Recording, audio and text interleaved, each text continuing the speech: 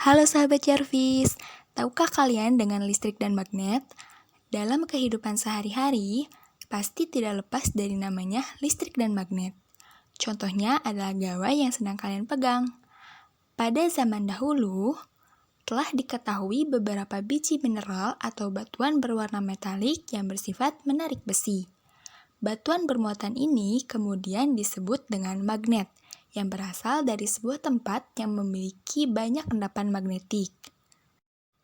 Selengkapnya, mari kita bahas sejarah perkembangan listrik magnet dari periode 1 hingga periode 4. Periode 1, pada zaman Purbakala hingga 1500 Masehi, Taos of Miletus mengemukakan bahwa batu ember memiliki kekuatan untuk menarik segala sesuatu. Hal tersebut dibantah oleh Theophrastus, bahwa turmalin, sebuah silikat kristal yang dipanaskan, dapat memiliki kekuatan tarik, yaitu menarik jerami dan juga abu. Kedua pernyataan ini disempurnakan oleh William Gilbert, bahwa tidak hanya batu ember atau turmalin yang dapat memiliki kekuatan tarik, melainkan semua benda dapat memiliki kekuatan tarik jika diberi muatan, salah satunya dengan cara digosok. Gesekan ini akan menghilangkan efluvium yang menyebabkan efek tarik kembali pada objek. Efluvium adalah sebuah substansi material yang merenggang dalam sebuah ruang untuk mengikat dua objek secara bersamaan. Semakin besar ruang, maka akan semakin tipis efluviumnya. Benda yang diberi muatan ini disebut dengan istilah elektrika, yang berarti seperti batu ember.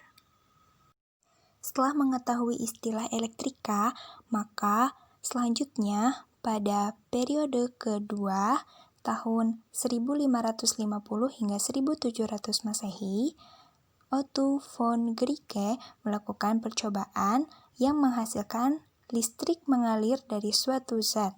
Hal ini menjadi cikal bakal penemuan mesin yang menghasilkan muatan-muatan listrik. Hasil percobaan tersebut diperkuat oleh Stephen Gray yang mengamati gabus yang dapat menarik sesuatu karena pengaruh dari iklim dan keadaan pada saat itu.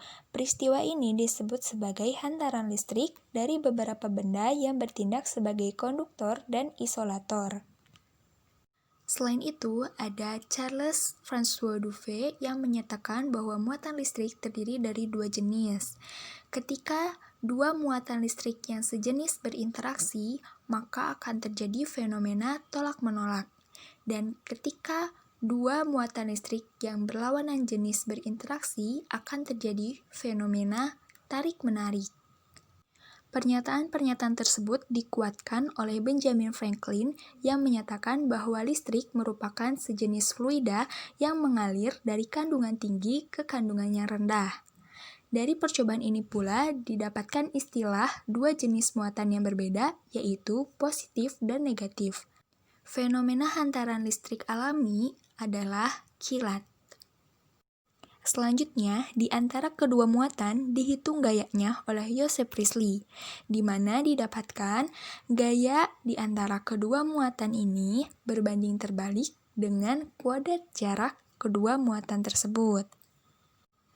Hal ini dibuktikan oleh Charles Augustin de Coulomb dengan menggunakan alat neraca torsi. Percobaan ini dimulai dari magnet kompas yang jarumnya bergesekan pada sumbu dan menyebabkan penyimpangan. Ia membuat kompas dengan magnet jarum yang bergantung pada benang. Besaran puntiran pada benang haruslah sama dengan kekuatan yang mengenai jarum dari medan magnetik bumi. Dengan menggerakkan dua bulatan bermuatan listrik di dekat tumbangan puntir, ia menunjukkan bahwa kekuatan di antara kedua benda itu berbeda-beda jika kedua benda saling menjauh. Penelitian Coulomb ini melahirkan hukum Coulomb, yang berbunyi, gaya tarik dan gaya tolak kelistrikan antara dua benda yang bermuatan listrik adalah perkalian muatannya dengan kuadrat terbalik dari jaraknya. Hukum ini mirip dengan hukum gravitasi Newton.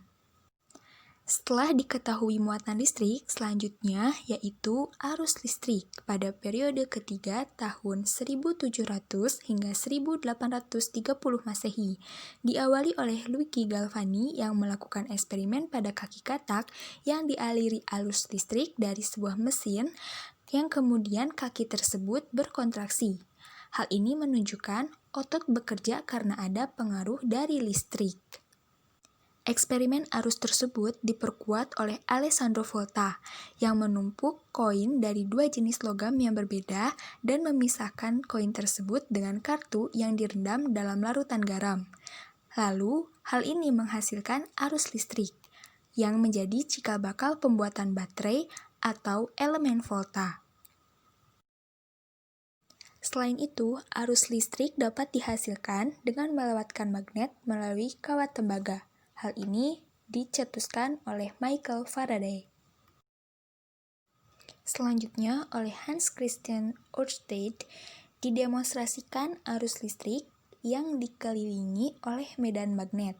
Magnet jarum yang diletakkan di bawah penghantar yang dialiri arus listrik akan menyimpang secara tegak lurus. Ini yang dihubungkan antara listrik dan magnet.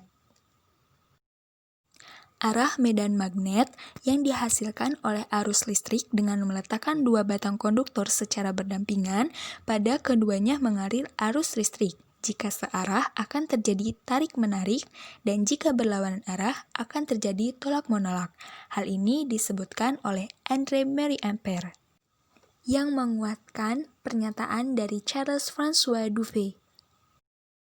Setelah arah medan magnet, selanjutnya oleh George Simon Ohm dijelaskan mengenai kemampuan beberapa zat dalam menghantarkan arus listrik dan mengemukakan sebuah hukum yang diberi nama hukum Ohm, yaitu arus yang mengalir pada sirkuit listrik akan sebanding dengan voltasenya. Satuan dari hambatan listrik disebut dengan Ohm.